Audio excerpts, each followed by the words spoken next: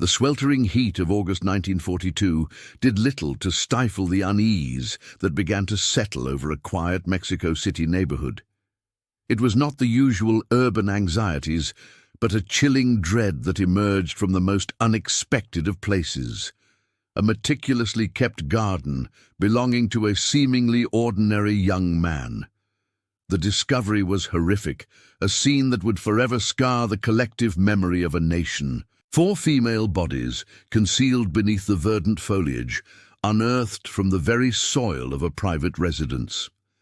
This gruesome find would irrevocably link the name Goyo Cárdenas, a brilliant aspiring chemistry student, to the chilling title of Mexico's most infamous serial killer.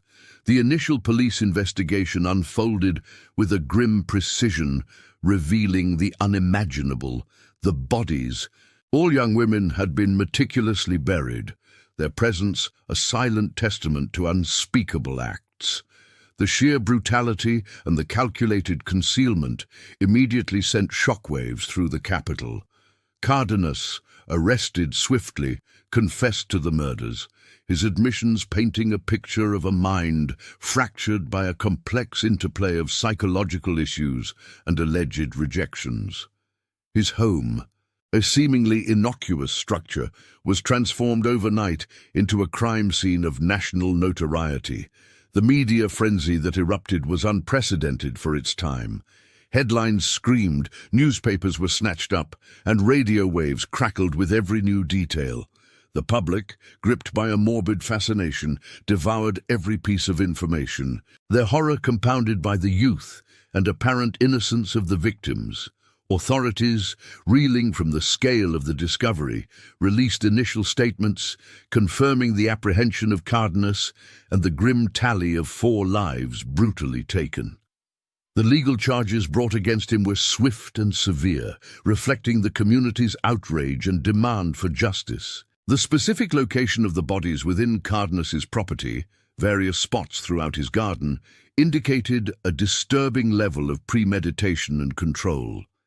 Initial forensic findings, though rudimentary by modern standards, confirmed the violent nature of their deaths and the efforts made to hide them.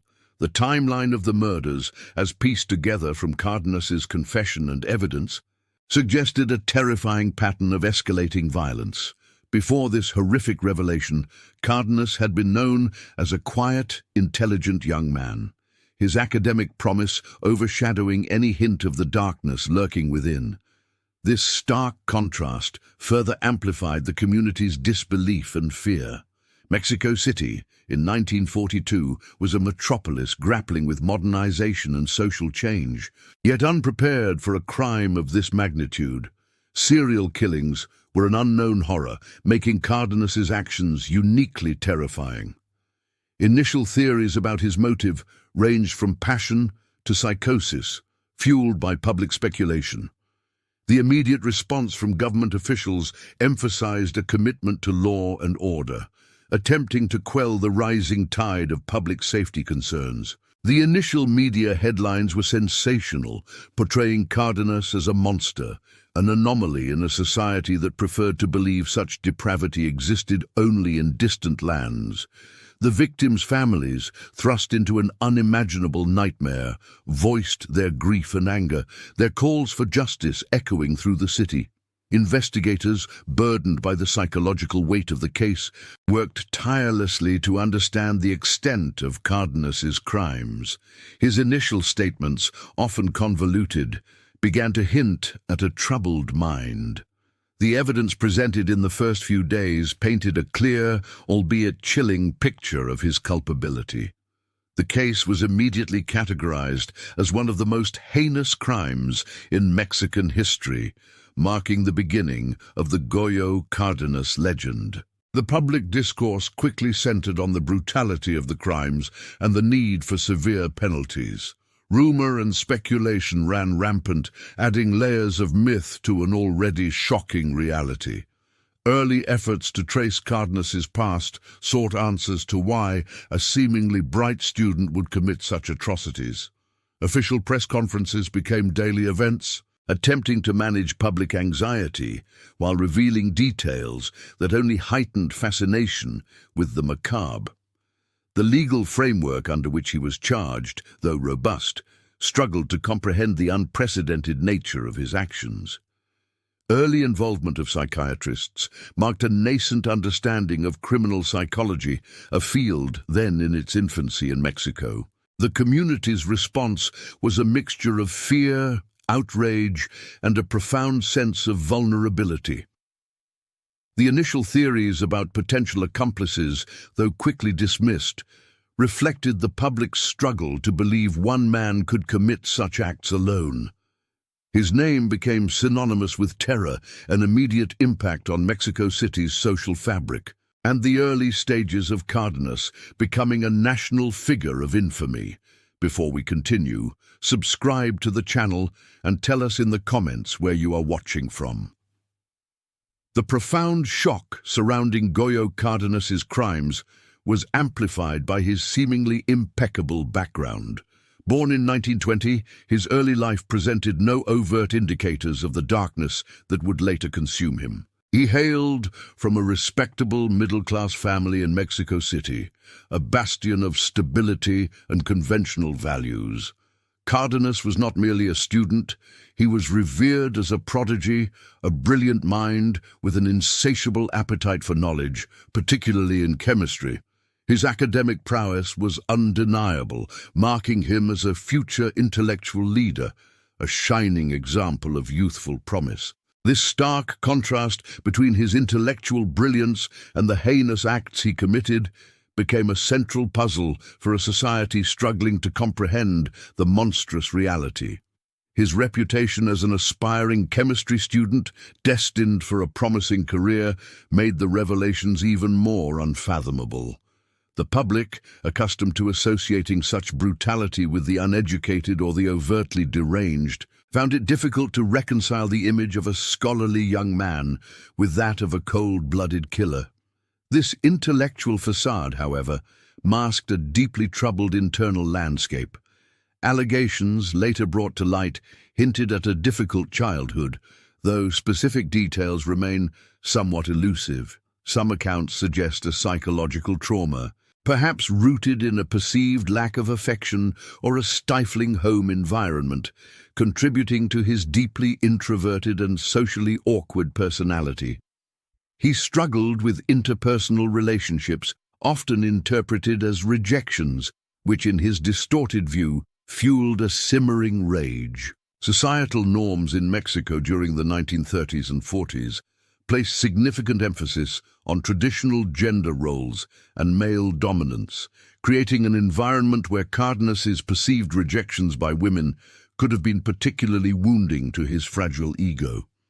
At the time, the understanding of serial killers and complex psychological disorders was virtually non-existent in Mexico, further complicating any attempts to contextualize his actions. There was no framework to understand how an individual could maintain such a veneer of normalcy while harboring such profound pathology. His scientific interests, particularly chemistry, were often seen as a sign of his intellect, ironically providing him with knowledge that could be used in his macabre experiments, such as the meticulous disposal of bodies. While no extensive record of previous minor incidents or problematic behaviors surfaced publicly, his social isolation was a recurring theme. He moved within academic circles, yet remained an outsider emotionally. The environment of his family home, where the crimes took place, became a chilling testament to the hidden life he led. The prevailing views on criminality and deviance were largely moralistic, lacking the nuanced psychological understanding that would emerge decades later. His academic achievements, once a source of pride, now served as a stark reminder of the potential squandered and the inherent danger of judging individuals solely by superficial markers of success. The specific details of the rejections he claimed to have experienced, often cited as primary motivators, underscore his inability to cope with perceived slights. These rejections, whether real or imagined, became magnified in his mind, transforming into justifications for violence. Retrospective psychological theories have attempted to categorize his condition, often pointing towards psychopathy or severe narcissistic personality disorder, characterized by a profound lack of empathy and a grandiose sense of self-importance. The public's initial disbelief that such a promising individual could commit these acts was profound, challenging their fundamental assumptions about human nature and the sources of evil. His personal habits and routines, once unremarkable, were re-examined in the aftermath, searching for any early signs. Neighbors and acquaintances, interviewed extensively by the media, often expressed shock, recalling him as quiet, studious and polite, unable to reconcile that image with the monster now revealed.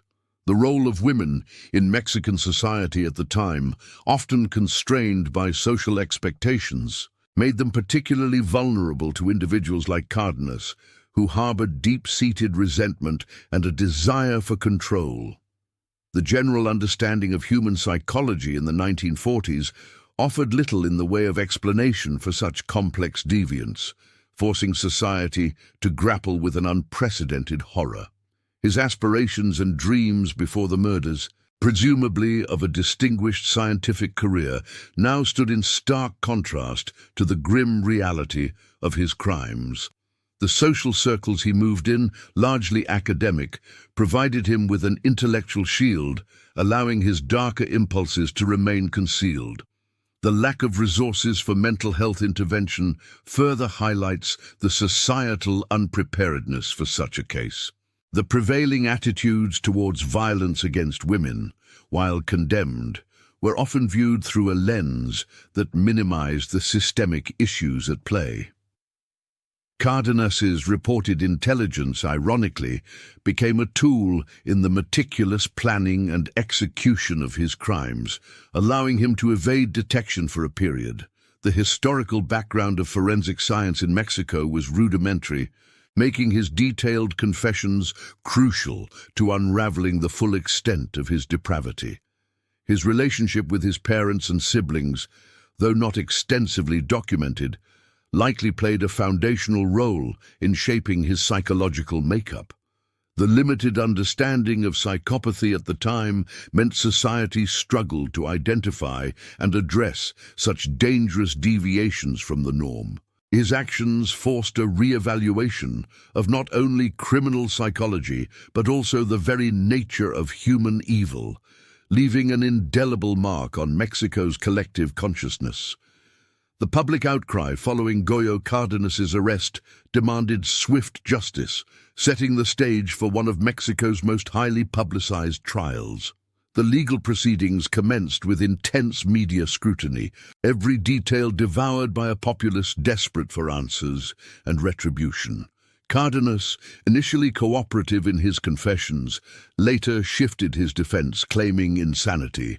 His legal team argued that his brilliant intellect had fractured under immense psychological strain, rendering him incapable of understanding the gravity of his actions. This strategy pivoted heavily on expert psychiatric testimony, which became a central and contentious element of the trial. Psychiatrists, grappling with the nascent understanding of mental illness in the 1940s, offered varying diagnoses, painting a complex picture of a disturbed but highly intelligent individual. After protracted deliberations, the court delivered its verdict. Goyo Cárdenas was found guilty of the murders, but declared legally insane. This pivotal ruling spared him the death penalty, committing him instead to Lecumberri prison, famously known as the Black Palace, for an indefinite period. His initial years within the prison walls were marked by a continuation of his intellectual pursuits, albeit under vastly different circumstances. Cárdenas, rather than succumbing to despair, immersed himself in study. He devoured books on law and psychology, disciplines he approached with the same rigorous dedication he once applied to chemistry. This relentless self-education began to transform his reputation within Lecumberri. He evolved from a notorious killer into an exemplary prisoner, a figure of unexpected intellectual rehabilitation. His profound understanding of legal principles led him to become a trusted legal advisor to fellow inmates, often drafting petitions and appeals. Simultaneously, his psychological studies allowed him to engage with the prison staff and even other prisoners on a deeper analytical level, earning him a peculiar form of respect. This remarkable transformation ignited a fervent public and political debate regarding his potential release. For decades, his case served as a touchstone for discussions on criminal justice, mental health, and rehabilitation within Mexico. Some even credit his case with influencing legislative changes, informally referred to as the Goyo Cárdenas law, which aimed to refine the legal framework surrounding mental illness and criminal responsibility. After 34 years of incarceration, a lifetime for many, Goyo Cárdenas was eventually released from Lecumberri in 1976. His freedom was met with a deeply mixed public reaction. While some heralded his rehabilitation as a testament to the human capacity for change and the potential for a compassionate justice system, others, particularly the victims' families and a segment of the public, viewed it as a grave injustice, an unforgivable leniency for heinous crimes. Undeterred by the controversy, Cárdenas embarked on a new life. He married, established a new career as a lawyer, and began publishing several books that reflected on his experiences and insights into the human psyche. Throughout his post-prison life, he maintained claims of profound remorse and genuine rehabilitation, presenting himself as a transformed individual. However, the controversy surrounding his redemption and the forgiveness he received continued to simmer. His case irrevocably impacted Mexican jurisprudence regarding mental illness, sparking essential dialogues that shaped future legal and psychiatric approaches. Cárdenas made occasional public appearances and granted interviews, always under the shadow of his past. His later life forced society to grapple with the ethical considerations of forgiving a serial killer and the true meaning of rehabilitation. Upon his death, the final assessment of his life remained complex, a continuing debate on nature versus nurture and the enduring power of human transformation. The legal precedents set by his trial, the media's role in shaping public opinion, and his academic achievements in prison all contributed to a legacy that extended far beyond the sensationalism of his initial crimes. His story continues to prompt philosophical questions about justice, redemption, and the capacity for change, leaving an indelible mark on Mexico's collective consciousness and its understanding of crime and punishment. The public's struggle with the concept of forgiveness for such heinous acts underscored the unique and unsettling final chapter of his remarkable and deeply disturbing life.